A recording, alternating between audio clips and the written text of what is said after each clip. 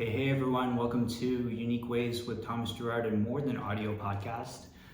We've got a super special guest today. He's a digital media designer and content strategist from here in Vancouver. He works on projects that he's genuinely passionate about and creates personal projects of his own that thrive on learning new skills. He loves to collaborate with like-minded individuals, and he has his own podcast, No Fun City, which highlights the fun, creative, and inspiring people here in Vancouver, Canada. Please join me in welcoming Mahyar Saeedi. Welcome. Yay! Welcome. Thanks for having me, man. Very happy to have you here. This is technically the second time that I'm on your podcast, but the first time on video. Yeah, this is the More Than Audio podcast, so this is good. Ready for 20 questions? Always ready for 20 questions, Okay, Thomas. number one, tell me a little bit more about yourself. What do you do?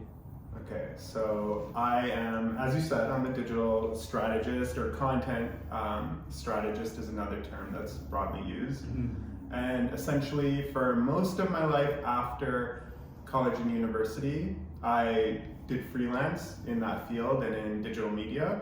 And then onward from that, it kind of spiraled and domino affected into creating content, from the design to speak videos that we've discussed in the past, Mm-hmm. and now onward to today, which is like the podcast is in there, as well as my YouTube videos, which is on my YouTube channel type of thing. Mm-hmm. So a lot of content creation. Mm-hmm. And now I work for a agency that essentially is in the industry of TV and film. Mm-hmm. And I do digital strategy for mostly documentaries. Mm-hmm. So it'll be like a documentary comes to us and we kind of give them the gist of their strategy, but we also try to get them funded through like Telus Fund or Bell, Mm-hmm. that kind of stuff. Yeah.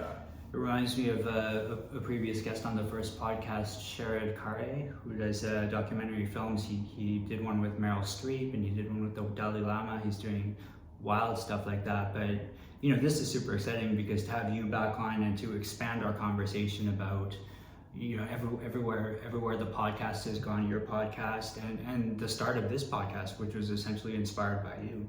I was gonna say this today is like, I'm so like proud of you, Thomas, in a sense, because when you came to me and you were like, yeah, I want to start a podcast, and you picked my brain a little bit, right? Mm-hmm. And then you did it, and I was just like, yes, you know, like you started something, and the inspiration for me is like, wow, somebody saw what I did and came to me and was like, hey, I want to do that too. That's awesome. Like, how do I do it?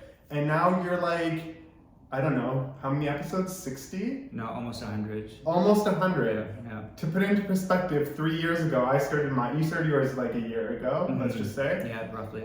3 years ago, I started mine. I'm on episode 27. Mm-hmm. Thomas is on episode 100. And you've interviewed the likes of like Bruce Mao, or what was it, Bruce Mao, or BC Mao, who's Bruce Mao's partner, but there have been the big names. Yeah. And even what is that? The other individual, I totally forget his name. I met him through WordPress in. Would it be Whistler. Richard Solomon? Or No. I believe he lives in New York. Maybe Timothy Goodman. No, Asian gentleman. Oh, John Maeda. John Maeda, yes, very well known in the design industry. Yeah, that was such a victory. So, dude, you're hitting some big names now. Yeah, but I'm very proud. I always go back to your channel and I'm like, he's doing this and this and this. You know, it's where I get my inspiration for sure. You know what though? I think like we're on two different trajectories, because I look at your podcast, I'm like, whoa, quantity, and quality. You have quality, yes, right? But I think when you look at mine, you're like production value, right? Yeah. Mine so is very much about generating the content for sure. Yeah, and mine was always about, I'm gonna do a video episode every episode. Yeah. Which I tell you in my podcast is like the biggest mistake that I've ever made in podcasting. But I'm happy that I do it. Yeah. Because I get comments like yours, and I'm like, okay. Yeah, and we talked about it last time. The branding on your podcast is fantastic, and that comes from your design background. Thank you. Yeah, that's the whole thing. Is like, and you kind of mentioned it. Is I create projects that I'm passionate about. Yeah. Everything I do comes from skills that I gained from school and sort of just like working in the field. Yeah. But then I take those and I love to implement them into things that I can create personally, like the podcast, right? Like the YouTube videos and things like that. And that's where my true nature comes into play, is like, I'm not the type that wants to sit down and play video games on my time off. I'm more the type of like, how can I take what I know and create something cool out of it? So. Yeah, definitely inspired by everything you did at the beginning, and seeing it kind of continue. You know, I mean, the Blue Yeti mic is a great example. You know, I didn't have mics, and I kind of tapped you on the shoulder and was like, what should I do? And you're like, get one of these, and I got two. So yeah, it's so funny, the overlap. Although I will say about the Blue Yeti, since we're on the topic. The arm is a piece of crap. I told you not to buy the arm. You're gonna see. I have two arms. It's okay though, because they look cool. They look slick, and they do serve a purpose. But this arm is gonna break down on you eventually, and you're gonna have to get another one. Mine probably broke down a lot quicker than yours, because I was fidgeting with it a lot. But that's a whole other story. Right. But yeah, that's the only thing. Yeah. Other than that, it's a little gravy. Yeah, no, it's the pieces. It's the pieces that get put together one by one, and if you don't know what those pieces are to start it off, then you're nowhere basically, right? So that's essentially you gave me those initial kind of building blocks that I really needed to launch this. So it's fantastic. Well, yeah, man, I'm happy I could help you in any way I can. Number 2, what's a key piece of knowledge that makes you different? Generalism. A lot of people, like, they do something, but then they just do that one thing, and I hate that. I love, like, if you're talented at one thing, then great, but for me, like, I really appreciate knowing a bunch of things good but not great, and being able to do stuff with that to create great things, as opposed to doing something really, really well. And I truly believe that unless you're somebody who's like, you're super talented at illustrating and that's all you're good at, or that's all you want to do, then by all means, you know, that's your niche, go for it.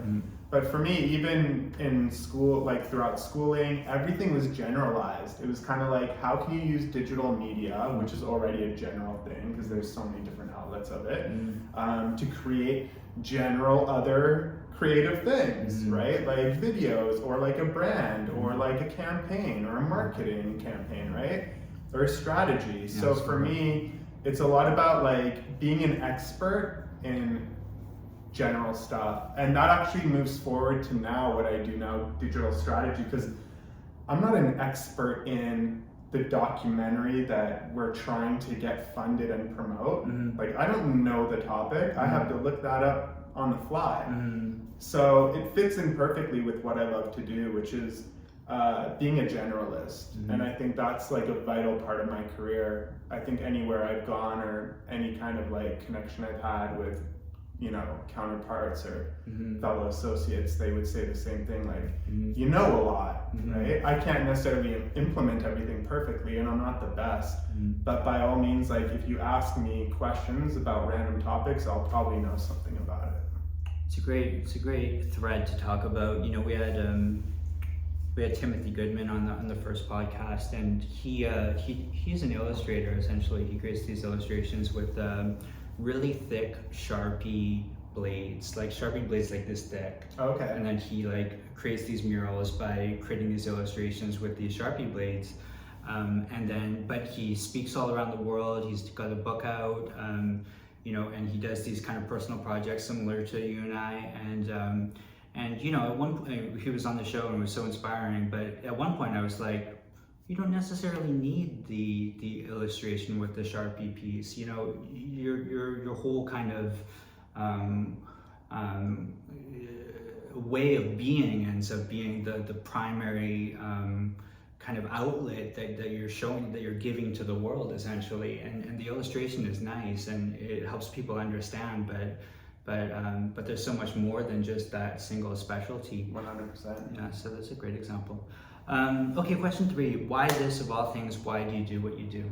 Oh man, kind of going back to what I mentioned. I hate going back to things that I already talked about, but as I said, I'm not the type of guy, like, I'll play a video game for like 30 minutes or an hour, But for me, like creating is the fascinating thing. Even when I'm not creating, I'm like thinking of things in my head that I did that day that I could use to do something else. Or I have a friend, Richard, shout out to Richard Kyra.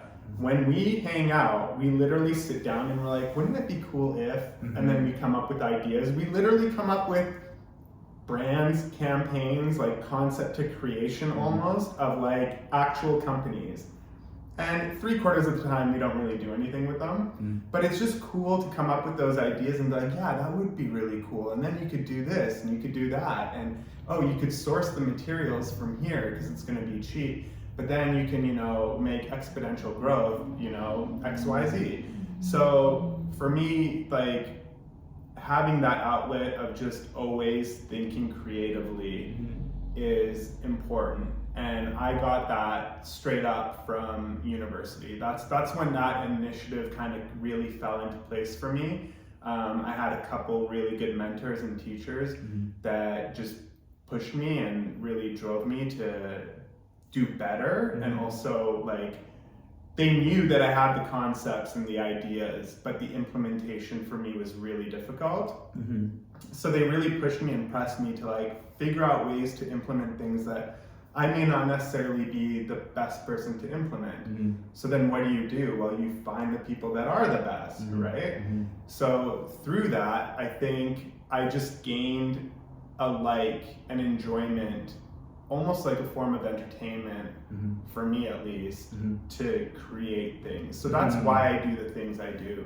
It's not necessarily because I'm driven and motivated, entrepreneur, make money, like whatever. Yeah, those things matter too. But mostly it's about just the form of entertainment and satisfaction and gratification that it provides me, as opposed to, let's build this so we can make some money off of it.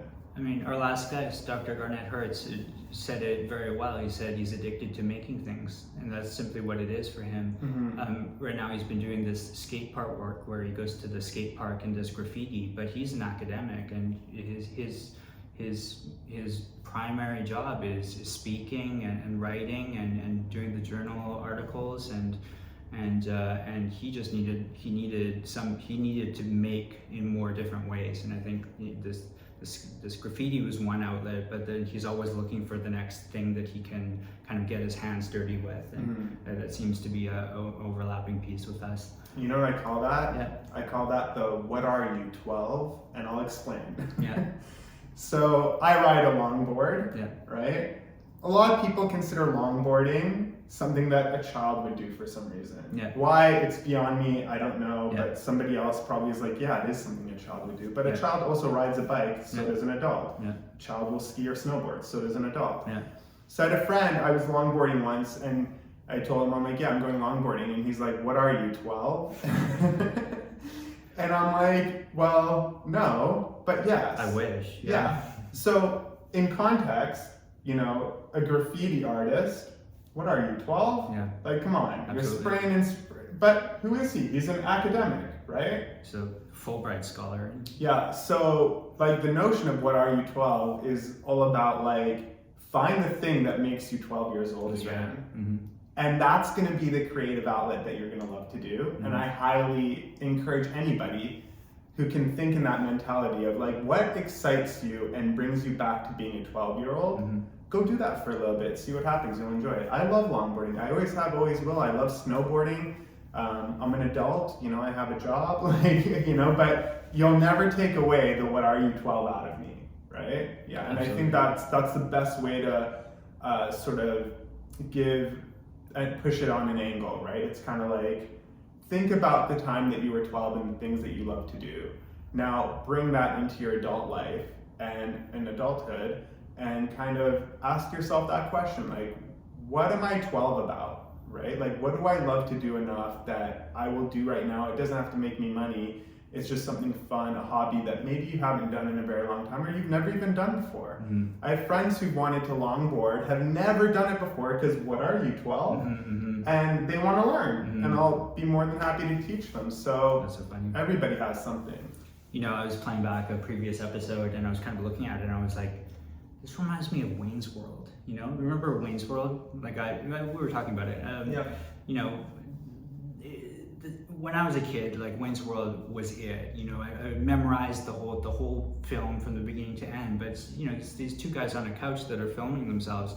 And I was playing back our episode. I'm like, that's just Wayne's World, and that was gratifying for me. I was like, maybe that's it then. Maybe that was what it was all about. You know, the kind of pleasures that you get and when you're that young. You know, just doing play. You know, just doing the kinds of making that you do at that age. You know, there's something magical about that. And when I saw the Wayne's World in it, I was like, I'm on the right track. You know, so yeah. Okay, so the next one is, what does your future look like? Oh man, last time I answered this, I felt like I butchered it, but I feel like I got to give the same answer, which is like, I don't know, Thomas, what does my future look like? Last year, when we had this conversation, I just started a completely new career, and I'm like, yeah, I'm focusing on my career and that kind of stuff. Fast forward a year later, I'm now at a new agency, right? Same kind of work, but different field. Like now I'm working film and TV. Before I was working with like construction doorknobs and handles. Like I wasn't doing construction, but I was literally in the industry of construction, which anybody doing digital marketing, don't do it for construction because it's boring as hell. I'm not going to say any more about that, but a year ago you asked me this very question and I answered it, and it's like, yeah, I'm going to focus on my career, and I got new stuff coming out of, you know, the woodworks, so I got to stay focused on that. Now it's like I've jumped to a new agency that does film and TV. I'm now focusing in on and honing in on what they do. But at the same time, I think for me, as far as like what I'm gonna push hard this year, for some reason I really want to travel a lot this year. I went to California like in October, had a blast, and then it kind of like kicked me in a mode of like, why don't I travel as often as I used to? I used to go to Europe all the time and stuff, and I kind of just like stopped traveling. Pre-COVID, I stopped traveling, so it wasn't COVID that was the factor. Now I'm like, you know what, I'm gonna go to Montreal for my birthday. Nice. So my plan is to go to Montreal for my birthday, then I'm gonna go back to California in September. Okay. And then I'm gonna figure it out from there, but I wanna go to Japan as well. So this year is a lot of, let's move around the world a little bit and see what's going on. I've been the same way. You know, I dedicated this year to being on the conference circuit, and last week I was in Lisbon, and I'll be in Paris in June. You know, just speaking on the conference circuit and being around, you know, these people who have these design ideas, essentially people who I can spitball with in the way that you do with this friend you're talking about. I don't find it as easily. And so I need to go to these conferences to find these people. But that ends up being a driver for the travel for me. For me, it's always like the travel is good, but you need a reason to do it. Right? Yeah. Your birthday is a very good reason, and you'll find your own reasons as well. But it's super interesting how, you know, a year ago we were talking about this, and we're actually in very different places, and now we're kind of doing it, and unexpectedly, but moving forward, you know. And it goes back to my point last year, because I said this to you. I'm like, Thomas, that question is not really, like, you can't answer it, because what I say to you today could be affected by so many different variables. I might not even be alive next year. Like, somebody could be playing this in 2025, and for all I, like, at this point, a piano has fallen out on my head and I no longer exist. And me too. You know. It would be terrible. Like, obviously, a terrible thing to happen, but it's the truth. And this is why I cannot live my life based on like these schematic planned like itineraries. Like, people who make an itinerary out of their life, it's great that you're organized and you've got goals. I love goals and I love milestones. But people who are bound to that and it doesn't pan out the way they want it to, or life suddenly strikes them in a different direction, I feel like those people tend to suffer the most.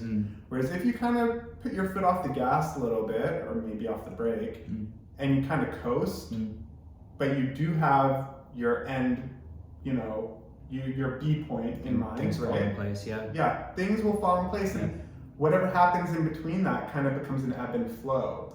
Over, like, suddenly you're stuck and there's this brick wall in front of you, and now you're going to crash, right? So for me, it's all about keeping the ebb and flow, obviously having your priorities going, but don't be bound to any one thing. If you get bound to any one thing, you're going to get stuck in that thing, and once something comes from another angle, you're going to be hooped in your own mind. And and everything in this podcast studio is a reflection of that kind of journey that I'm on, for sure. We were chatting about these posters here. These are from Inform Interiors here in Vancouver, which they're running a great lecture series now with hosting designers for talks. But these are Douglas Copeland posters. The print back there that I'm kind of pointing at in the video is one from Hanoi from my dad's photo series, and I've got a couple of his high-end prints in the studio as well. So definitely emblematic of the journey, and the people I chat with that inspire the podcast. Most of them come on, but some don't, and some want to be in the background, and they need to be part of this journey too, and that's what this space is about. And really showcasing this with the more than audio it becomes important now. I definitely get where you're going with the journey and the unpredictability of the journey, and also the needing to gather the pieces as you go along and enjoy and celebrate it as you're going through it. Exactly. Yeah, awesome. Okay, number 5, let's talk about location. How does the notion of place play into what you do? Well, going back to the podcast plays a huge role. Because the podcast is about presenting, obviously, the creative, fun, and interesting people in Vancouver who are doing creative, fun, and interesting things. And obviously Vancouver coming with that, side slang context of being a no fun city, which a lot of people actually dislike. Some people actually send me messages like, why did you call your podcast No Fun City?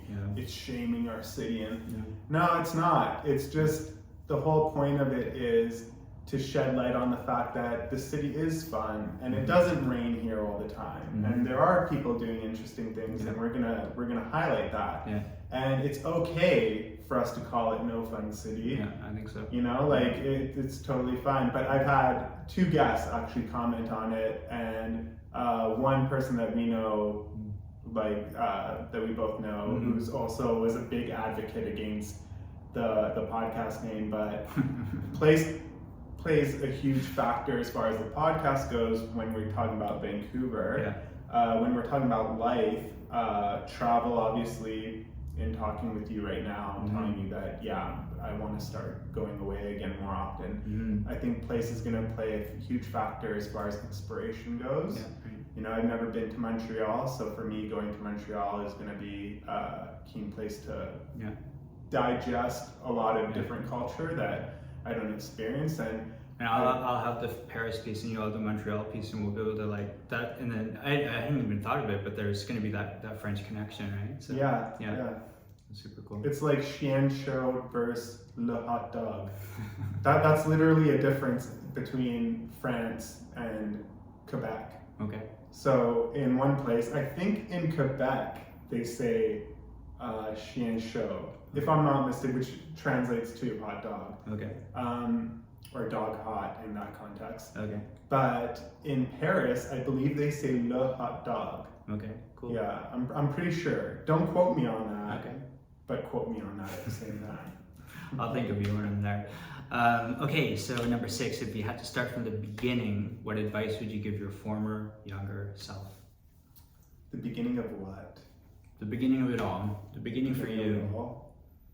Your beginning. Yeah, that's a tough one because... What beginning is it, right? It's like... Well, it's not just that, but it's like, which piece of advice would I give and why? Honestly, I don't even know if advice would be necessary to my younger self, other than try harder. Try harder. When I was younger, it's not that I didn't try hard, it's just that I didn't care as much. So when I would do something, I don't want to say I would do it half-assed, but I would do it half-assed. And it wasn't until later, like when I was in college, for example, halfway through college, that I started really paying attention to detail and putting in more effort and time into like the projects and into the work that I did. So I guess if there's one piece of advice I would give my younger self, it would be like, don't do things half-assed. Do them full-ass. Do them in full. Do them with all the energy that I have, and yeah, just don't cut corners. Those would be the two things. So I think that caused a bit of, I want to say not laziness, but yeah, it kind of brought about a bit of laziness into my early college years, late high school. Right. Yeah, but I mean, I was a good student. Like I would get everything done and all that stuff. But it's just instead of doing it at 100%, I would do it at 80% because I knew as long as I passed, I would get into university. I see. Yeah. See, that's the mentality I had. Yeah. Whereas like my counterparts would be like in the library studying because they didn't just want to go to university, they wanted to get a scholarship or something. I see. Yeah, so for me I was just like, man, I'd rather save my time and not get the scholarship. Nice. Okay, so let's switch gears a bit. So, you know, you're on this new career track. What's a day in your life like? Day in my life as far as my career goes, my job? I think so. Pretty chill. Pretty chill, to be honest. So if I'm working from home, so I work from home 3 days of the week and 2 days I'm in office. The work from home days are just like they were when I was working from home by myself for the many years that I have. Pretty chill, just work in my office, 9 to 5, whatever. Days in the office are a little bit more, I don't know, amusing. I get to work, our new office, the agency that I work at, which I will not name just for personal reasons, not that I have anything against them, I love the agency that I work for, but we literally, our office is right on the seawall. Nice. When I open the door to the office to just leave, I am literally on the seawall. Cole Harbor area, I guess? Yeah. Olympic Village, that area, like, you know? Okay, cool. West 2nd, off of that area. And it's just a really cool location. Our office is quite small, but leaving the office, there's just a breath of inspiration when you look out, you see the skyline and everything's beautiful, there's people running, jogging, whatever. But at the office, we also have 2 dogs, which also makes it interesting, right? Because now you've got your coworkers, little furry friends who are just chilling with you, and for some reason they both like me a lot. They sit by me. I'm allergic to one of them, so sneezing, whatever. But day in the life is essentially, other than those awesome, inspiring details, is me looking up, researching information, and then putting together documents and strategies for mainly film and TV oriented companies. It could be like a TV series. It could be Shaw Rocket Fund. It could be Bell Fund, Thales. So you're like architecting this. Yeah, and there's a funder side to it. I don't know how much I could talk about this, but I'll stay loose because I don't know what my work will like or won't like. But anyway, assuming everything's all kosher, there's funders who are those Thales, Shaw, Rocket Fund people that we deal with, and we also handle like some of their social media and we give them suggestions and stuff. We actually had some stuff go down today that was pretty crazy. And then on the other side, we have the actual documentary and filmmakers who come to us to do the assessments, and then we kind of tell Shaw and Rocket Fund and tell us like, yeah, okay, these guys are good to go. Yeah, we got a plan for this documentary now, this series, you know. Is that like project management? Is that what is different than that? Project management is a little bit different. Digital strategy is like my main focus, and content strategy, right? So at the firm, I'm technically a digital strategist, but that and content strategy are kind of married together. Yeah. So I do both of those, and then on the other end, depending on what the client needs, I might be working on their social media. Like I created a campaign for a documentary that is releasing at Hot Docs called Unsinkable, and the campaign that I created, like they loved, my CEO loved, and it's going to be an awesome campaign the way we've set it up. I'm not going to dive into the campaign itself because, once again, I don't know. I don't know how much I can say and how far it's going to go, type of thing. But I'm really looking forward to it. And that was my first client. Was working on this and coming up with this. And when I came up with the idea, like, understand, I have no background in film and TV, right? I'm coming from a completely different industry. And in my head, when I was creating this campaign, I'm like, I don't know if this is even going to be possible, but this is going to be my pitch. And when I went in to the meeting with my boss, she agreed with me. She's like, I don't know if they can do this. But then we went in the meeting with the actual filmmaker, and she was like, I freaking love this. This is amazing. Like, yes, yes, yes.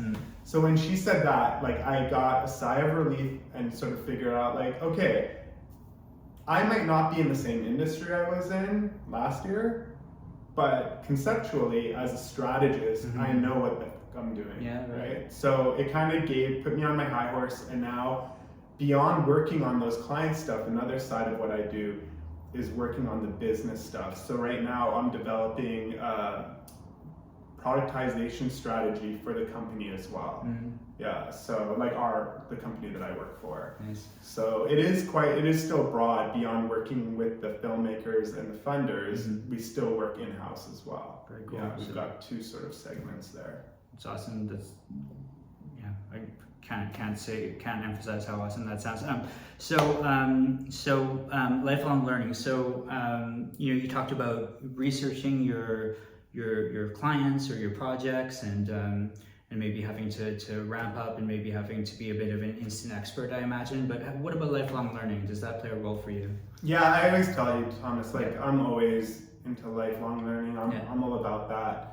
I think it's even at my last job, the CEO was all about lifelong learning, or at least claimed. I don't really know, but at this job, the same goes, right? Like, anything that I don't know, I just have to go find. Like, nobody's gonna find it for me. I can't go ask somebody. I have to go figure it out myself, right? So I feel like, especially when you're in content strategy or digital media, you always have to be, like, part of your day, at least 10% is spent learning or researching about something, right? So when was the last time I came up with, I don't know, like a product strategy? A long time ago, like 4 or 5 years ago, right? So, and that was like one time. So now I'm doing something I haven't done in 5 years. Has the industry changed? Has creating those kind of documents changed? Is there any changes? Well, we need to find out, right? So it always starts with research, and for me, that's part of the, part of the workload, but also part of the continuation of lifelong learning throughout your career and throughout your life. It has to do with the polymath idea, right? Having multiple specialties, kind of having maybe starting with one or two specialties, and then picking up something new and going really deep with it and adding that to your skill set. So, like you said, the generalist, but then also the depth within each one. Yeah, you got it. Very cool. Okay. So the next question is around the digital and the analog. So your job title has to do with digital, but you have an analog piece to what you do as well. Is Excel spreadsheets considered analog? I wonder. That's a good question. I mean. Yeah. I mean, yes and no. Because we had a meeting the other day about AI at work, because I'm a big proponent of AI, like using AI to accelerate and speed up the process work, that you have to do. A lot of people are like, oh yeah, like ChatGPT, and it's gonna write my script for me or whatever. And yes and no, right? Like, I want to use software like that to give me the fundamentals and foundation of what I need. Then I want to go and be more analog about it, and be the one to edit it and change it and come up with new things and be like, okay, we have to add this, oh, it's missing this thing, so I'm gonna have to add that. But with the AI in context, what it does as far as like actually allowing you to have more breathing room and more time to focus on the actual bigger picture, as opposed to having to worry about creating something from scratch, right? So if I say like, hey, I'm gonna use AI to create like a quick, I don't know, let's just say social media paid advertisement. Just off the top of my head, this is what I'm using. Okay. Well, I mean, if I had to write that from scratch, it would probably take me a solid 30 minutes, being honest, right? Like coming up with the concept, how are we gonna write it, what are we gonna write? When I pop that stuff into ChatGPT and it, in an instant, and it sends gives you me variations, doesn't it? Oh yeah, I could ask for variations, whatever. Yeah. Now I have my process work is done for me. You know process work, right? Anyone who's a designer has done process work. When the process work and the research portion is done for you within a minute, and now you can go and take that and actually create what you need, you just turned 30 minutes into 10 minutes, right? 15 minutes. You've literally cut the time in half. And it's not to say that you don't do any work at all, because you do. You still put some effort and push into it, but then there's other things outside of that that become a factor. For example, like the images. Like, I've been doing AI art. Midjourney. Yeah, I use Midjourney a lot, right? Yeah. I have an Instagram account. We'll throw it out there. It's at Wild Journeys. Wild spelled with a Y instead of an I. And I literally go into Midjourney and I come up with creative crap out of my head, and I just write it out, and I try to get it to create the images that I want it to create. And if it doesn't, I try a few different methods until I get what I've got in my head on there.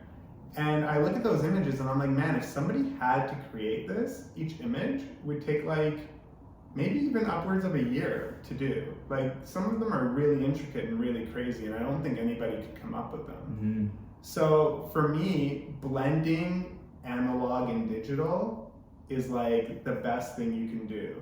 If you go on my Wild Journey Instagram, you'll notice that yes, the art is created by AI, but all of the written, I come up with a story for all of the posts that I create, right? All of the written stuff, written straight by me. Nice. It's not even using ChatGPT. Nice, good. So there's still that blend of like doing the analog work and using the digital medium, bringing them together to create a perfect piece. So for me, I don't think it comes down to analog versus digital or which one do you prefer. It's like, how do you integrate the two together to come up with something great? Yeah, that makes sense. Not meaning to plug myself here, but I'm going to be on an art and AI panel next month, and we definitely have to spitball about this because you've got some knowledge that I don't, so this is going to be great. Oh, I could go so in depth with AI. I mean, like, we're literally talking about this at my job right now because I was pushing for it. Nice. Me and my coworker Laura, shout out to Laura, who's our agency manager. Nice. She's like an amazing human being, and she's so supportive of the rest of the team. But her and I are big proponents of like, listen, we can't accomplish everything we want to accomplish unless we do use AI to speed up our process. Because we're a small agency, we don't have the bandwidth, and we need to get things pumped out. And if we have to do this, it's going to take us hours, but we can save hours if we just use some tools to help us get the process work done. This is going to be such a magical episode to look back on, thinking about where we are right now with AI. It's such a blossoming thing at this very moment, at this time of recording, and we're very much just in the kind of maybe just exiting the Wild West phase and starting to have a little bit of maturity in it, but it's still very early on. So yeah, that's where we're coming from here. Okay, so work-life balance, how do you deal with it? The best part is having 3 days working from home is like the best way to have my work-life balance, but I honestly wish it was 5 days. I don't know how to really answer that directly though, because I think for everybody it's different. For me, it's a matter of like, I can do my job from home, so please just let me do it from home. And that will give me the work-life balance. That makes sense. Right? But if I have to come into an office every day, or even how I do 2 days of the week, those 2 days that I'm in the office, like, I am like brutally like... Is it meetings or what is it? No, it's just like nowadays, even at my old workplace, like we were full-time from home, and then they changed it and they wanted us to come to the office 2 days a week. Just because they kind of wanted, like I get it, there's certain things that when you're together, when you're in office, it becomes like a bit of a creative brewing pot, right? Everyone's there, you could just ask somebody a question, boom, answer, right? But at the same time, I think on a personal level, for me, especially as somebody who's worked from home for so long of my life, I just enjoy and appreciate working from my office because also my home office is very creative. Like it's a nice space. I have a really good house. I have a really nice yard, and I have a very nice office space, which I love to use. And when I'm at the office, like the office, the agency office, like I would much rather work from home, only because like my desk is different, like my chairs are different. There's just a lot of these factors personally for me that make a huge impact on work-life balance. That if I were to work from home full-time, I would be so thrilled and happy. And it's actually one thing that I want to ask my agency manager or agency boss, like our CEO, but I feel like I need to kind of prove myself a little bit before I can just be like, let me work from home full time. I'm not coming to work anymore. I want to, obviously set the bar and be like, hey, look, I'm able to do this work. You can see that I can do that work. It would mean a whole lot more to me to be able to work from home so that I don't get burnt out. It's the burnout on the Tuesdays and the Wednesdays, days I'm in the office. But at the same time, going to the office is kind of nice. You see your coworkers, the dogs are there. As I said, we're on the seawall. Like it gives me an excuse to go to the seawall and just like be there. And there's a patio, or not a patio. We're right by Leg and Boot Square, which I don't know if you know where that is. It's literally like a little square opening area that's along the seawall. And there's some stores and cafes and stuff, and our agency is like in that block. But there's also a bunch of patio furniture just like out there in the square that you could like chill out to. And our Wi-Fi signal reaches those patios. So like summertime, I might be at the office, but I'm gonna be outside. Like I'm not gonna be working inside the office. I'm gonna be on one of those chairs. I'm gonna be spending half the day working there. So I guess like the work-life balance aspect of that is that I would much rather obviously work from home, and that is my work-life balance on a personal level. But in a career level, I appreciate the fact that I get to go to work, I get to work from home, I have flexibility of some sorts, where some people don't even have that, right? Some people, you're coming to work 5 days a week, you have to, and you're driving 2 hours or whatever to get to work. I don't understand how people can do that, and I give big props to people who do. But for me, I definitely feel like I found a sweet spot. And especially the career that I have, digital media and strategy or content strategy, that kind of stuff, it really, any job you want is remote now in that industry. So it's not like if I leave here, I can't find it again, right? So I guess that's a huge important part for me for work-life balance. Anything else I don't care about. You can give me as much work as you want, like overload me, I don't care, but if you give me that, that's all I'll need. That and coffee. That and coffee. It's I think it's still a confusing time. I mean, I record this podcast in this podcast recording studio, but I teach as an instructor a class remotely from the studio as well. And just joining another school where I have to go into the space and kind of dreading that, but at the same time looking forward to it. So it's a juggling act still, I think, for a lot of us. So, interesting. And you know what? Like, you don't have to be happy about it. The thing is, like, at my last job, I thought I was happy. You know what I mean? You get a new job, you're excited too, right? So you're thinking like, yeah, this is awesome, I'm happy. But then in the reality, it's not that you're miserable, but it's like things could be better, right? So my whole thing is like, if you're in that cycle or you're in that situation and you're excited about an opportunity, like always remember that like your door is always open to find even another better opportunity that's more suited for your lifestyle. So I think a lot of people don't look at that. A lot of people don't think like, hey, I can leave my job and go get another one that's more closer to home, or, you know, that fits within my lifestyle. A lot of people are just like, I need a job, anything. Okay, this one, okay, and now I'm working there for 10 years. I don't think like that. I get a job, if I like it, I stay there, obviously, and if I don't like it, then there's plenty of other places I can go, right? Yeah. Isn't part of it this kind of privilege that you and I both have about having this ideology of making and wanting to make things and constantly doing that separate from, you know, we're kind of with the belief that things that if you do these pieces, then you'll have the other pieces as well, and it's kind of this machine that keeps going, right? I mean, you've got your kind of primary focus with your career now in this new step, and that obviously has a kind of significant kind of focus and specificity to it. But at the same time, like if you're a person who is addicted to making, like Garnett from the last episode, or like us, things do kind of fall into place, I think, don't they? Yeah. Yeah, they definitely do in some capacity. Yeah. Like, yeah, for sure. Yeah. I've had opportunities definitely come my way, just simply from doing the YouTube videos and from having a podcast. Yeah. Those, and I don't, as you know, I don't do the podcast frequently, right? Not as frequently as you, at least. Yeah.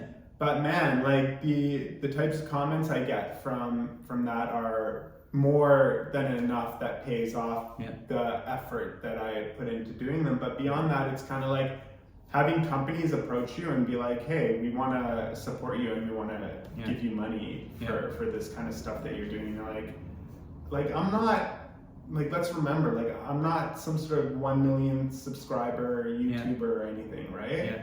Like, I still only have less than 1,000 subscribers, but I have sponsors that I still get paid just doing really nothing now. So it's awesome. And I don't think you would get those opportunities if you sat on your ass playing video games all day. I'm sorry, like, no offense to people who do. I love it. I have a PlayStation 5.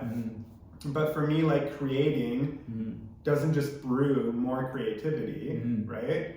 It brews opportunity, right? Like, how did I meet you? I found you, didn't I? How did you find me? That's a good question. Through my podcast. Do you know, I think some kind of sponsor post must have come through and you didn't sponsor it, it just somehow found me. Oh, it was probably a paid ad on Facebook or something. Okay. Like, I don't know, I'm just saying, like, it's probably a paid ad on Facebook. The kind of... Yeah, and then you messaged me, and now look.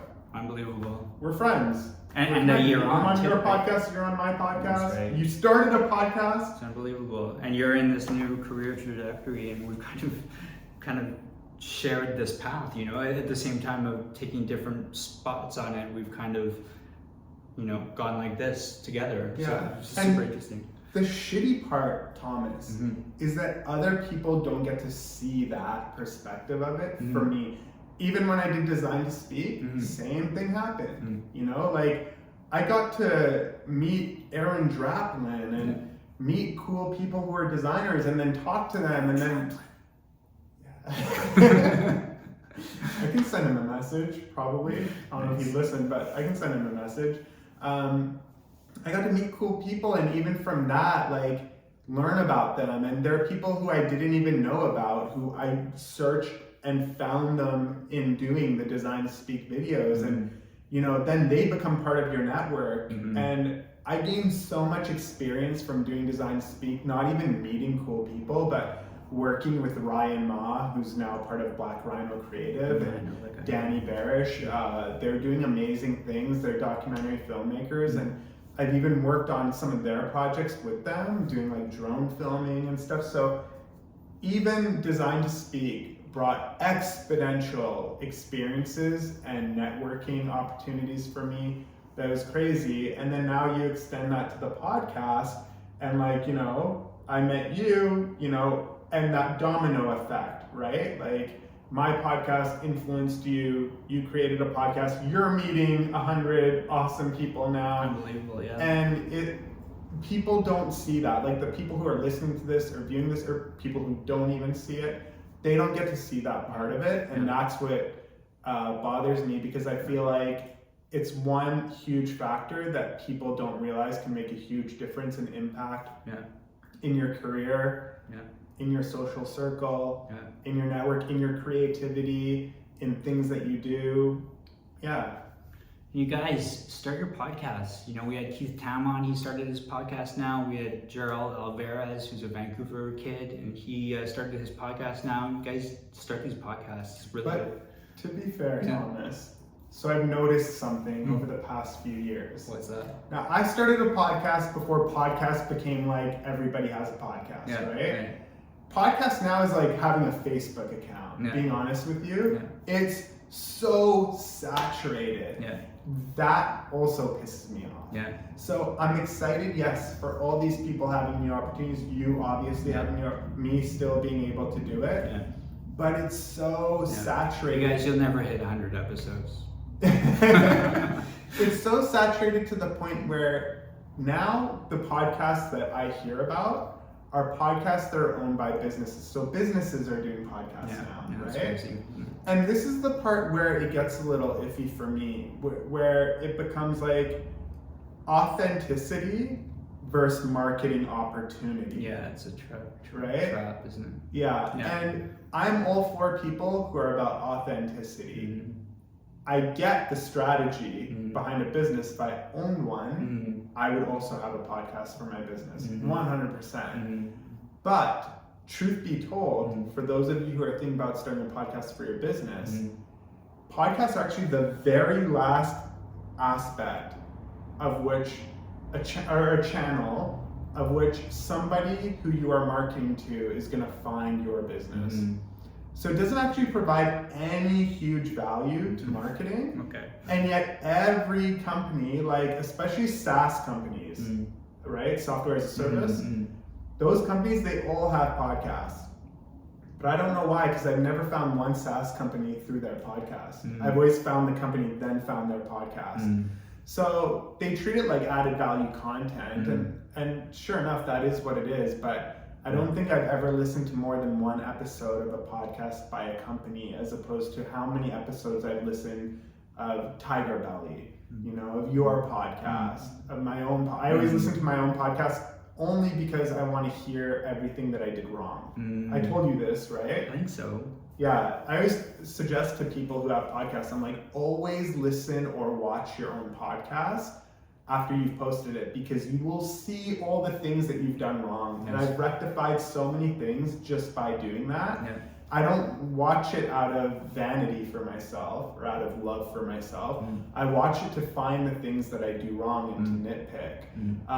But I mean, maybe that's a reason to make a podcast, is so you can watch it on your TV and you can watch it on your mobile phone, and you can kind of experience content in a certain way. I mean, your content is your field, but sometimes I feel like it's getting harder to find the kind of content that I want, and maybe I have to make it in order for it to exist, you know? Yeah, it's true. That's why I started Design to Speak. That's literally why Design to Speak. I'm like, I wish people would make these kind of videos. There was one person, oh man, his name's gonna, I feel so bad, because he's actually, is it Herman Miller? No, it's not Herman Miller. Herman Miller is like a chair designer. I'm gonna butcher it, so I'm not even gonna guess. No. It wasn't a designer. He was a filmmaker, and he originally did these short videos that were much like Design to Speak videos, and he featured designers, and just the topic was more opinionated than it was showing their beautiful work. And I found that so fascinating, because I got to know the designer or the artist instead of knowing what they did. And of course it would show what they did, but it wasn't about that. And then unfortunately that videographer, filmmaker passed away. I think he actually died of cancer or something, unfortunately. And he probably died a couple years after or before I found his videos. Then when I found these videos, I was like, oh shit, this is amazing. I'm like, oh shit, he stopped making it. Oh, because he passed away. That sucks. And then I'm like, man, these are super inspiring. Yeah. I'm gonna do this for one of my projects. So I did for my final project. I made one of those videos as a demo. Nice. And this girl, Emily, I owe it to Emily, to be quite honest. Shout out to Emily Houston. Her last name might be different now. Because she got married.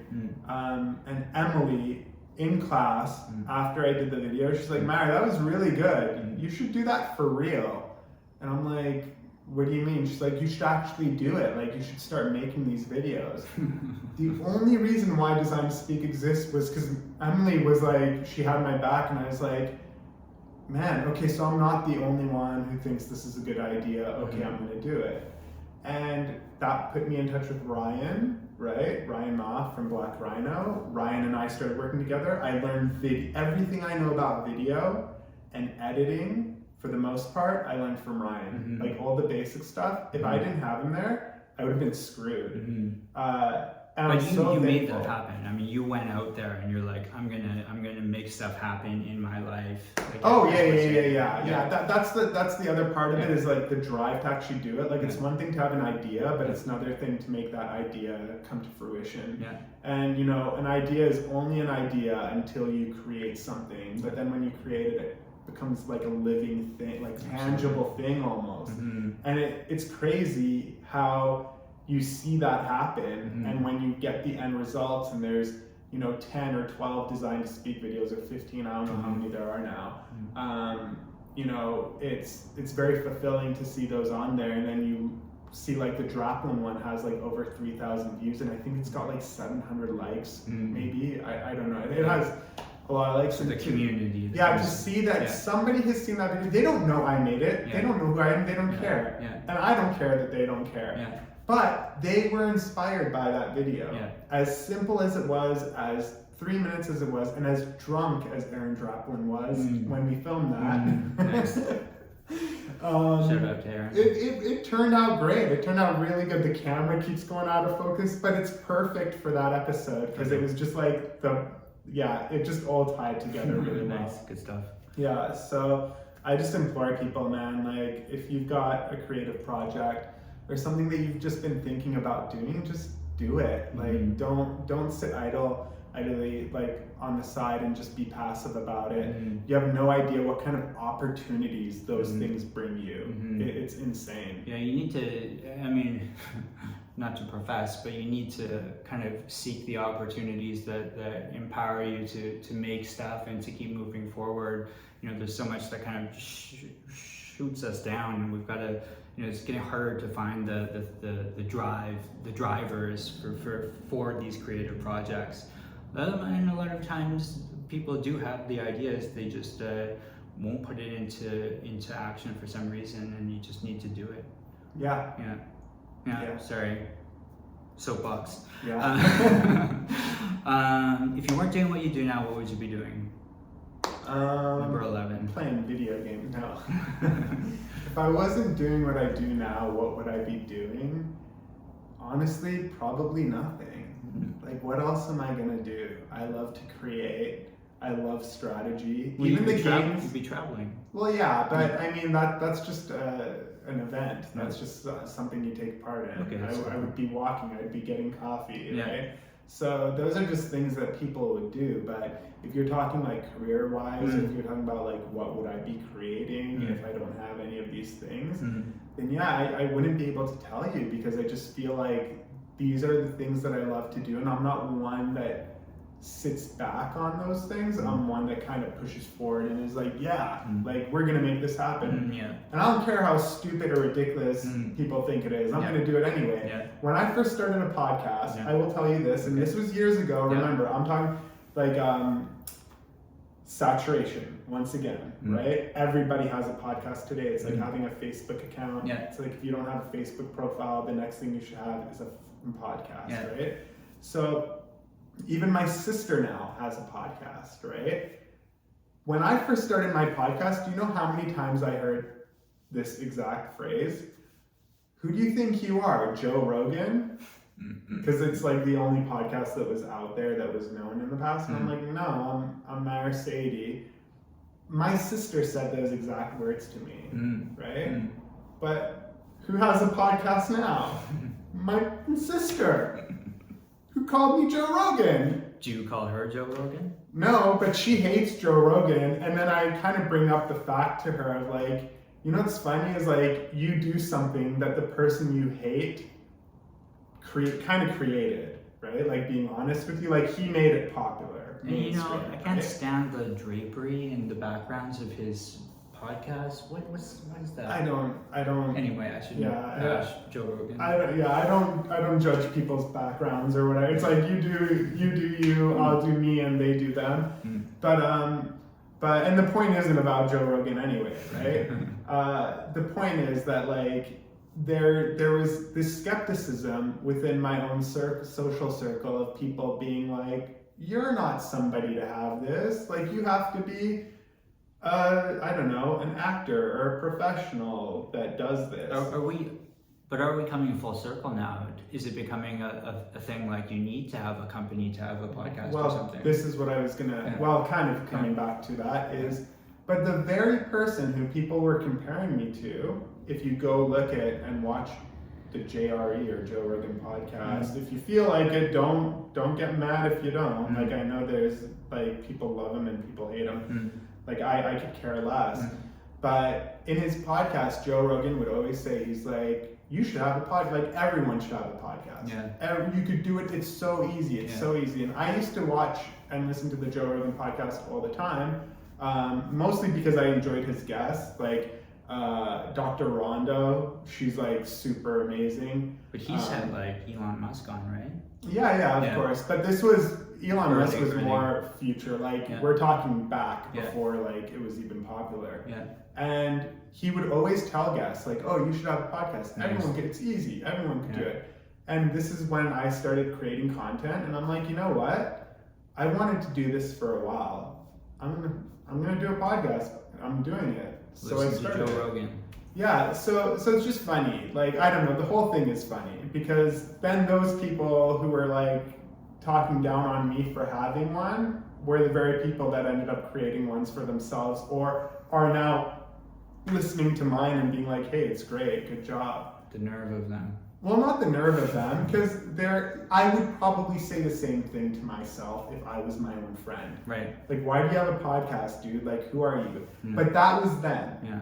If we're looking at it now, now it's mainstream. So what is the lesson? It's like don't be so focused on what the mainstream. Don't be afraid. Don't be afraid. Don't be afraid of everybody else talking their shit or telling you like, oh, this is a stupid idea or whatever, right? As much as you have people who are going to be negative about it, you're going to have people who are supportive about it, right? Same thing goes with Design to Speak. Emily spoke up and said, hey, you should do this for real. And I didn't just not like have that go through one ear and out the other. I listened to her and I'm like, she's a pretty smart girl. She liked it. Okay, I'll do some episodes. Like, why not, right? You know, I mean, for me, it's even like if somebody gives me bad advice and I have no other advice except the bad advice, I'll run with the bad advice. You need to move forward. You need to keep propelling yourself to move forward. And it's easy to get stuck. So I think this is exactly what people need to hear. It's like your story. I mean, you got it from Joe Rogan. That's pretty amazing to get advice from someone at that level. But definitely for anyone who seeks inspiration in any kind of avenue, run with it. Sure. It's great advice. Okay, so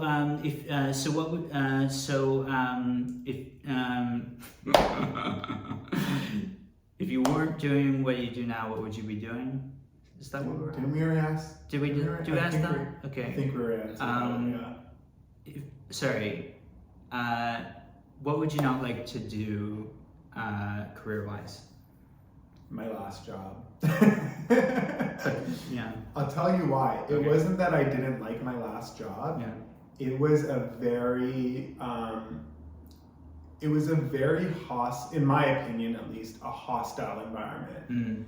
In my first week of work, I was micromanaged so much by one of my coworkers that I debated quitting in the first week. Like, it was really bad. And even one of my other coworkers was like, yeah, man, like, this is just how it is here. And like, I've been trying to like figure it out myself, and I've had a tough time doing it and whatever. So for me, I don't like toxic, hostile environment, or people who kind of put others down for their own benefit type of thing. So for me, when I left that place, I was really worried, because I was thinking, well, what if when I go to the new place, it's the same thing? Yeah. Understand, like, I come from a background where a lot of my years, like back in the day, I worked for myself and I worked for some companies, but I also worked out of house on some companies. I worked on contracts for some companies. I see. So I wasn't always in an office working with people, and a lot of times I was leading the show, like in the marketing end of things. So when I came into this kind of environment, I thought this was just normal. And I thought, like, oh, this is just how it is working with a bigger team like this, and I just got to adapt. But when I came to this new office, and this is why I mentioned Laura, my coworker, who's actually our agency manager, who's like amazing, and it's like night and day of difference. Like, I went from being in an environment where every idea I had was either wrong, not on point, not on brand, all of these things that to me was like silly. I'm like, what are you talking about? There's no way I'm not on brand. And then on the other hand, it was like, oh, you don't know the market. And I'm like, what do you mean? Like, this does not make sense. So when I would get comments like that, and I was essentially told that like my professional opinion didn't matter, I was kind of thinking like, oh, maybe I don't know.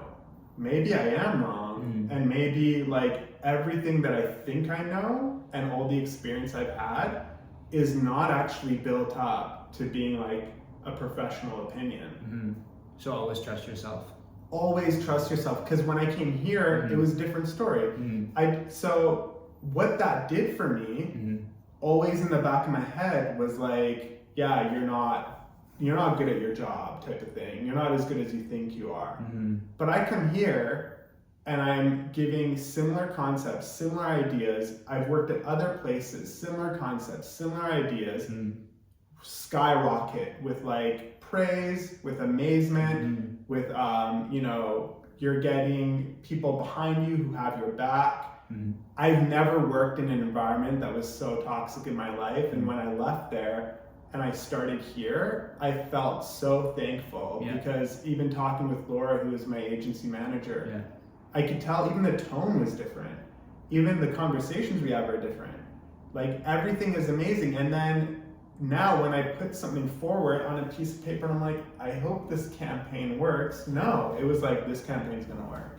And boom, the client, love it. Like, agency manager, love it. CEO loves it. So then I realized, I'm like, oh, it definitely wasn't me. It was just a toxic environment. So I stress to anybody, and this kind of goes back to what we were saying, where it's like, if you don't like your job or your workplace, you can kindly go somewhere else. Go somewhere else. Like, if that's you, if you're in a toxic environment, whether it be in a relationship, at home, at work, get the fuck out and go somewhere else, because things are going to be way better. And always trust your gut and trust yourself, because when I'm being told that my marketing campaigns aren't up to snuff, and I know they are, and they will work, but somebody who's not even in marketing is telling me they won't, then you know you have a problem. And then when I go to another workplace and they're like, yeah, this is kick ass, like this is awesome, and I know it's gonna work, you realize like what the problem actually was. So the problem's not always you, is what I'll say to that. We were on advice, right? That's the advice that I would give. Great, okay. Great. Yeah. I mean, it's such a good point because, I mean, for example, people who have come on the show, so, Ron Wakari came on the show and then I did a book review for him. So we had that kind of back and forth like that. And now he's keynoting at Interaction 23 in Zurich. So one thing led to another by following that good path. Another guest recently got picked up, got gallery representation. She's an artist and is really far along in her career. And just by kind of picking up some good pieces that were in the air, juggling the balls, she's got this new thing happening for her in terms of her career. You with your new career path and all of the joy that it brings you. There are better opportunities. I totally agree with you, and you should chase them and go find them. Absolutely. More soapboxing. And so we actually weren't on that question. We're on a different one. I think we're on what's your favorite word, quote, or sentence?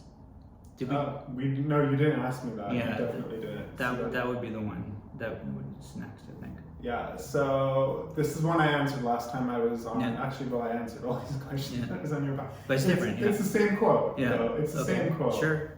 Which is by Hunter S. Thompson. It's a year later, but it's the same quote. It's a year later, but it's still, it's okay. This has been my favorite quote since I've been reading Hunter S. Thompson back in my college days, which we won't state how long ago that was, but a fair distance ago. When I first got out of high school, I started reading a lot of Hunter S. Thompson books. One of my favorites was like Hegemony or Survival. So a lot of his books are around politics too, which was interesting. There's another book that he wrote, which was regarding a trip that he did with the Hells Angels, and that book is amazing. I forget the title, but it's like Hell in America. I'm making up the title, but it's something like that, and it was actually really entertaining. So through that, I found a Hunter S. Thompson quote, and he posed like a question like, who's the better man? Like he who merely stays ashore and exists, or he who braves the storms of the ocean kind of and like goes whatever. goes into the ocean. I'm totally butchering that quote. I had to look it up last time because I always get the last part wrong. But it's essentially he who stays ashore and merely exists, or he who braves the storms of life, right? So, and for me, that's kind of like my mantra, is like, I don't want to be the guy who stays ashore and merely exists. I don't want to go just do my 9-to-5, come home and just relax, and then go do my 9-to-5 again and just focus on paying my mortgage and all that stuff. I don't want to be that guy. I want to do fun stuff. I want to do things when I want to do them, and if I'm not happy somewhere at a job, I'm going to leave, and if I'm happy at my job, I'm going to stay. And if another opportunity comes my way that is like even more engaging, then great, I'll take it. And I'm not afraid to work hard if it's worth the money, right? That stuff never phases me. But I take that quote with me throughout everything, whether it's my career or my livelihood and my home life. I always just think about that because it really puts things into perspective on like who you are as a human and who you want to be, in the sense of like, are you afraid to leave your house? Like, are you afraid to kind of do something that you haven't done before? Why are you so afraid? And for me, it's like, there is no fear. Like, let's go. I'm ready. Like, what do you want to do today? So I want to be one of those guys, like, eventually one day, for example, I just want to get up and go to the airport and go on vacation somewhere random. Like, just unexpected. I'm like that. And part of the reason why I'm like that is because of that quote. Yeah, that print, Hanoi. My dad got on a plane and went to Hanoi at one point. Who does that? Yeah. But why not? I will. I'm not saying you should go to Hanoi, but I'm also not saying that you shouldn't go to Hanoi. Exactly. So, keep it in perspective. Okay, so what's your favorite word, quote, or sentence? That was what we just did. Least favorite word, quote, or sentence. Least favorite word, quote, or sentence? Why would I even know it? If I don't like it, why would I know it? That's a good point. I mean, that's probably how I would answer it, actually. Yeah, because it's kind of just like, And any quote or sentence or phrase is worth hearing out, right? Even the ones that don't make sense to you or you don't like, right? Maybe my Hunter S. Thompson quote that I just stated, somebody's like, I don't agree with that, or that's stupid. And maybe it is, right? But to me, it makes sense. And I don't think, I don't think dismissing someone else's quote or claim or what have you is even worth doing, because everything, whether it's positive or negative, you can take away from, right? When people were like, who are you, Joe Rogan? You know what I did? I made my podcast not like Joe Rogan's, right? I would probably make my podcast like Joe Rogan's. At that point, I'd be like, yeah, maybe I am Joe Rogan. Maybe I have $100 million in the bank. No, but you know what I mean? Does he have $100 million? He has more than that. Yeah, he should. Like a lot more than that. Yeah. Oh, did you know the new comedy store that he opened in Austin, Texas? No, what is it? Okay, so for the longest time, he always talked about how he wants to open a comedy store, and this is totally off topic, but we'll get into it. And he essentially moves to Austin, Texas. You know that much, right? No, I don't know. Okay, so he left California, moved to Austin, Texas. A bunch of comedians followed him. They moved there too. And then he opened, just recently, finally, he opened the comedy store. It's called the Comedy Mothership. And I actually want to go to Austin, Texas, just to go there. It's one of my places. Must be online. What do you mean? There must be an online store for Joe Rogan Comedy Store. I don't know. I mean, they have a website, probably.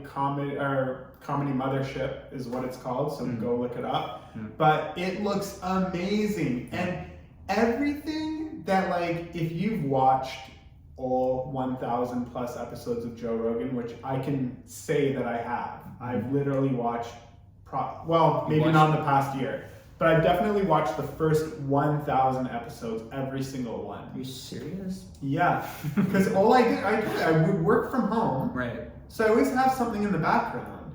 And Joe Rogan isn't the only podcast I listen to, right? I listen to Tiger Belly, I listen to Bad Friends, I listen to a lot of different podcasts. Right. But those three are kind of like my favorite go-tos. I haven't listened to Joe Rogan in quite some time, to be honest, though. But you know, I see the social media posts on Instagram of the Comedy Mothership, and it's amazing. Like, even the inside, what he did with Mitzi's, like the diner sign in the back, like giving a sort of like neon sign. Yeah.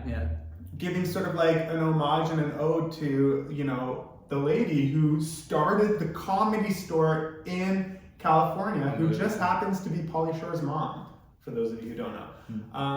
And now, for him, he even claimed, he's like, it's not even about money for me. He doesn't make money from this new venture of his. He actually even gives up more money. So he pays the comedians well, right? He pays the staff well. People come have a good time. And he's got all the money in the world to do it. He doesn't need to worry about losing money because he's just got the money. So seeing that is pretty cool. Like, hearing him talk about it for years and then it finally happening, and then now being like, man, I want to go there. Like, I want to go check it out. Nice. It looks like the best comedy club in the world, to be honest. Like, if you've seen videos of it, it looks pretty slick. So there you go. Good. I forget what we were even on. Well, we're on tangents, aren't we? Dude, I just roll and then I get into something else and something else. It's good. Yeah. One word to describe yourself. What word would you pick?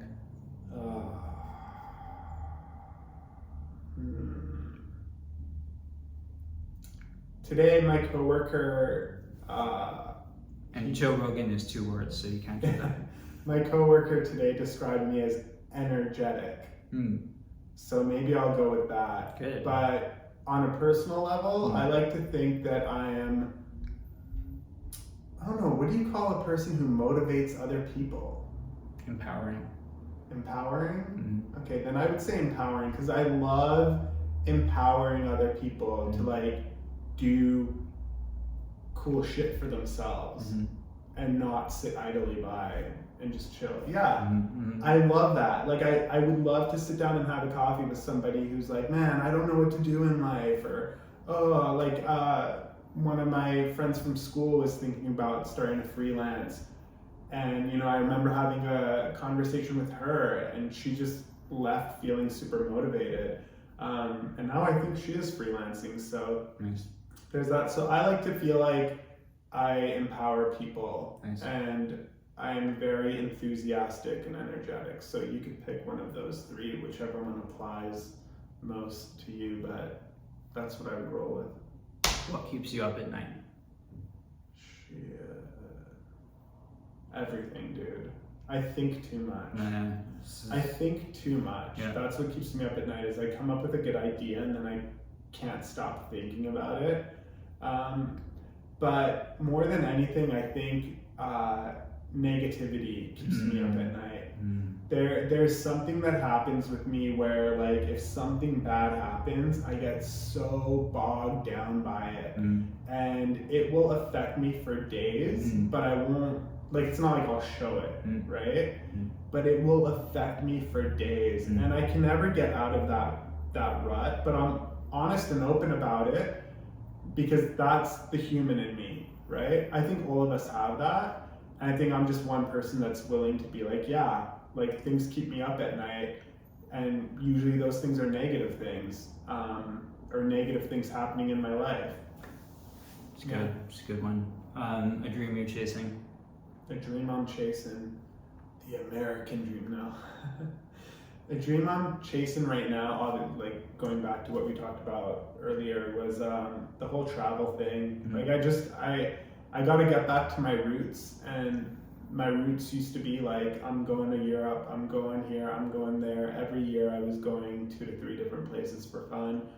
And for a very long time, I've noticed that I've been going places every so often, just trickle, like here or there. And now I'm thinking back on that, and I'm like, you know what? I need to just go out more. Like, I just need to go see more of the world and do more things that I want to do. So that's one aspect where I really want to pick things up, especially in 2023, 2024 and 2025, let's just say. Nice. I've got a chance to go to Poland alongside the Paris trip. Nice. And every so often I hear a little idea from someone about, oh yeah, that Poland trip actually wouldn't be a bad idea. Got to think about that. What inspires you?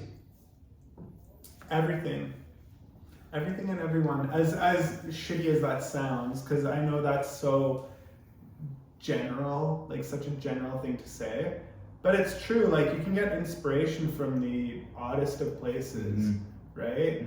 You got inspired by my podcast. I'm inspired by your podcast now, right? Full circle, right?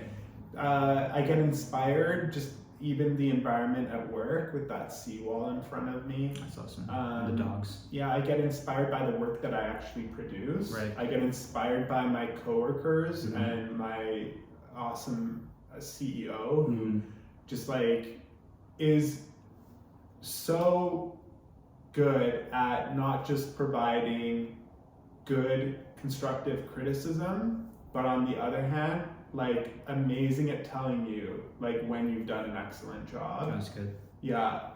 So I think that's something that's all encompassing. Everything that I can absorb can in some way influence and inspire me. But one thing that inspires me the most, I would say, is one of my cousins. He grew up young. He was younger than me, obviously, by like a few years. But we kind of grew up together, and I've got to see him grow from being kind of like this kid on the side who's now essentially like he could retire tomorrow, you know? And he's 4 years younger than me. I just look at everything he's accomplished and I'm like, dude, this is amazing, because like I can't even imagine. There are people who will work till they're 80 and they will not get to where he is in life right now. So think about that, right? I will never get to where he is ever. I can promise you that. And he's only, what, 35 right now? 34 maybe? And it blows my mind that he was able to work so hard to get to where he is now and doing it at such a fast rate. I don't want to dive too much into him himself and who he is. There's a point to it though. It's like you've got to keep doing all the pieces, and as you do that, you do move forward, right? Yeah, totally. But he, you know, took on essentially a career that's very pressing, that's very difficult and hard, and he's openly admitted to me that he hates his job. But his job is the reason why he can essentially retire tomorrow if he wanted to. I see. I remember when he made his first $1 million, like he had $1 million in his bank account, he called me, he's like, dude, I made my first $1 million this year. I'm like, dude, you're killing it. You're amazing. So good. Yeah, in his industry, to put it into perspective, in his industry, he is the top 1% of earners in his industry in all of Canada. In all of Canada. Nice. On average, I can say that this individual probably makes about $3,000 to $4,000 a day. A day. That's good. So that's one person that inspires me. The other person that inspires me is actually my brother-in-law. He's so calm and collected, but also same thing. Probably top 1% of earners in his industry in Canada. He owns one of the largest firms in Canada for his industry. He's bought out a bunch of other firms. That's smart. You know, he takes obviously care of his family, my sister, my nieces, and he's respectful, respectable. He's always encouraging to everybody.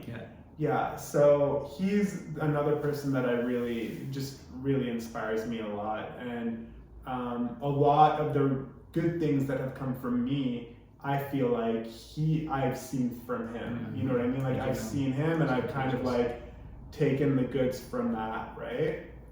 Yeah, so those are two people. And a part of that has to do with obviously them being successful in their career, but that's not everything. Like they're also, the best part about ethic, right? Well, not just that, but they're also humble, which is what I appreciate.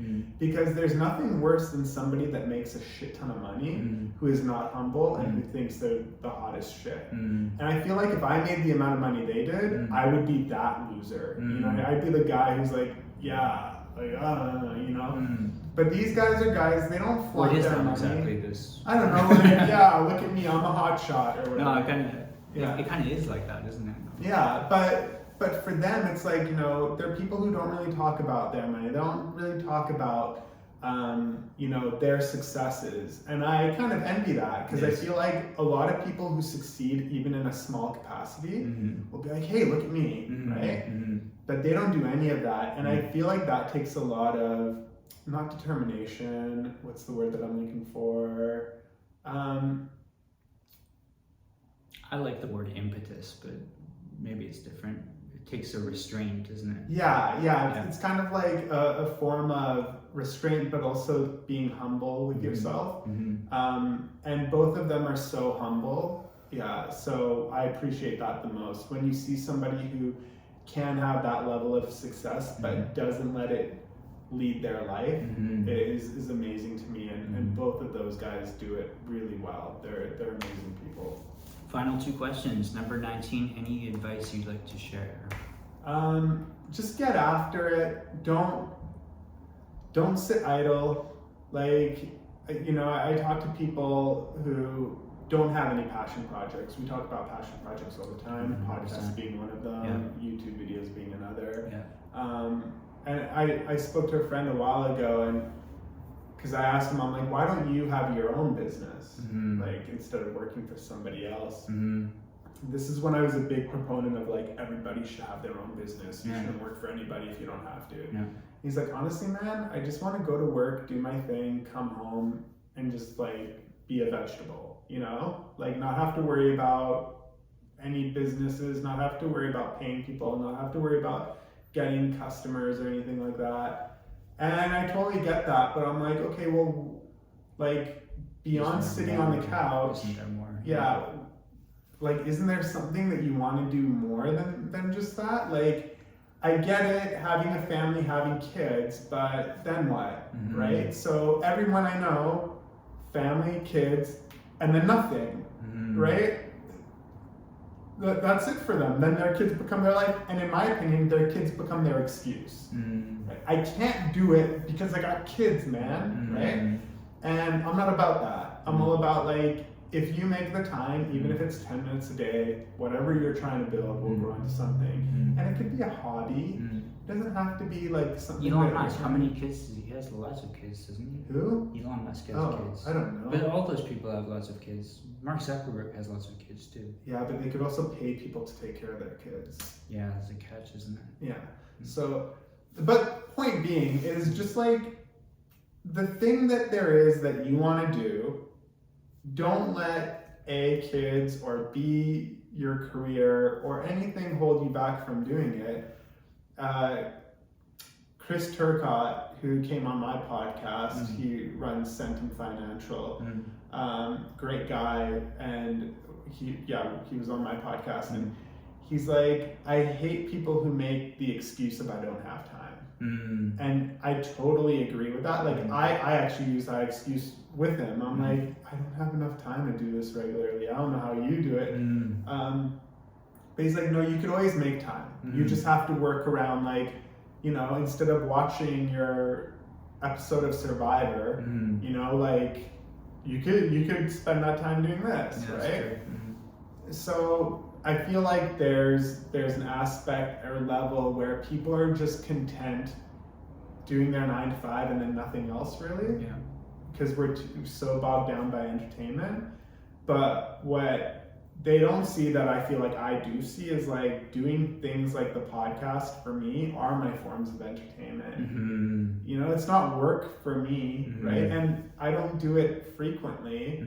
My next episode is supposed to air the same week that this goes out. And that's actually why I'm saying that now, because the episode was filmed in November.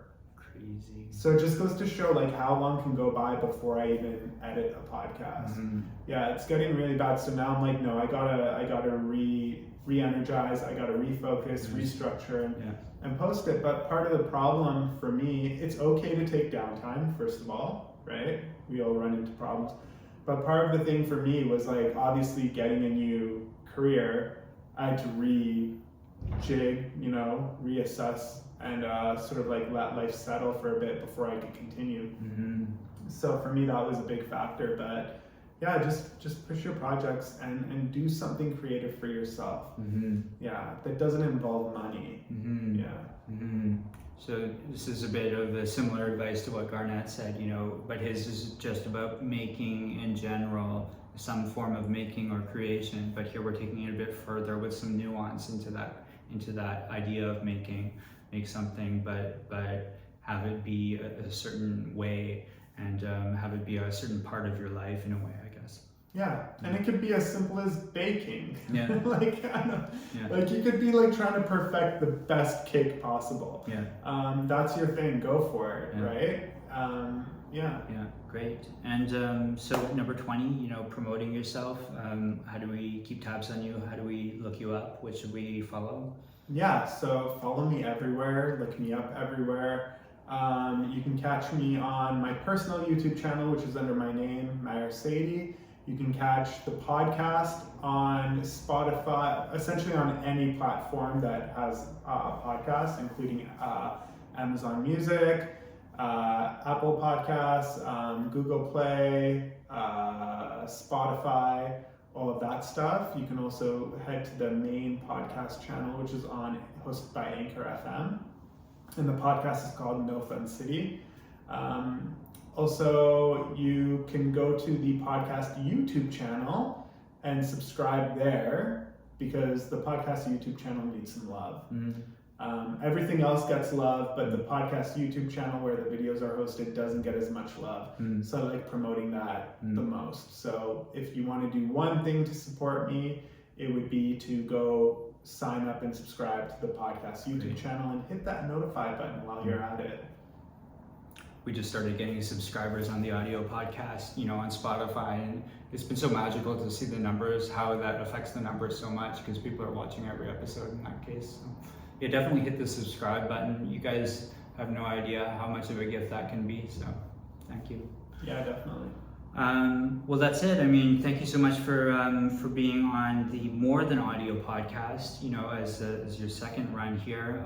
You know, like we talked about, you're truly an inspiration for me. I mean, starting from zero to having something that I love and put a lot of energy into was in a big way coming from the energy that you sent my way. So thank you so much for doing that, and thank you for giving all this to our audience today. You know, there's so much to take away and so much to learn, and so much good content when there's so much crap out there, right? So please enjoy this, and thank you so much. Yeah, thank you, man, and it's a pleasure to be here, and I appreciate being back on, and yeah, it's a good time, and I'm happy with everything that you've done, and yeah, I look forward to seeing what's next. Great, thanks.